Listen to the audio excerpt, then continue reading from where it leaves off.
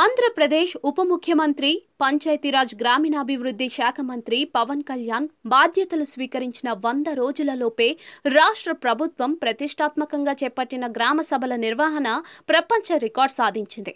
August 23వ తేదీన స్వర్ణ గ్రామ పంచాయతీ పేరిట రాష్ట్ర వ్యాప్తంగా ఉన్న 13,326 పంచాయతీల్లో ఒకే రోజు గ్రామ సభలు నిర్వహించారు.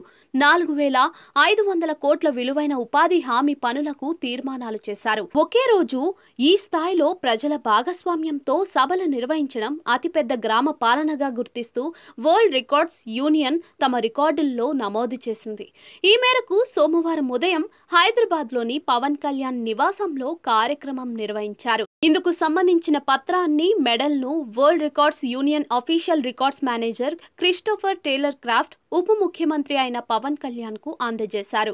గ్రామాలకు స్వపరిపాలన అందించాలనే ఆకాంక్షతో మొదలైన ఈ ప్రయాణంలో ఈ కొత్త మైలురాయిని అందుకోవడం ఆనందంగా ఉందని రాష్ట్ర ఉప ముఖ్యమంత్రి పవన్ కళ్యాణ్ సంతోషాన్ని వ్యక్తం చేశారు.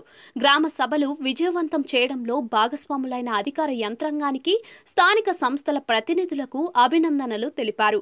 గ్రామ సభలో పాల్గొని దిశానిర్దేశం చేసిన ముఖ్యమంత్రి చంద్రబాబు నాయుడుకు కృతజ్ఞతలు తెలియజేశారు. రాష్ట్ర మంత్రులు, ఎమ్మెల్యేలు, ఎంపీలు గ్రామ సభల్లో భాగస్వాములైనందుకు ధన్యవాదాలు తెలిపారు. ఈ కార్యక్రమంలో రాష్ట్ర పంచాయతీరాజ్ గ్రామీణాభివృద్ధి శాఖ ముఖ్య కార్యదర్శి శశిభూషణ్ కుమార్, పంచాయతీరాజ్ గ్రామీణాభివృద్ధి డైరెక్టర్ కృష్ణతేజ, ఉపాధి హామీ పథకం డైరెక్టర్ షణ్ముఖ్, సంయుక్త కమిషనర్ శివప్రసాద్ పాల్గొన్నారు.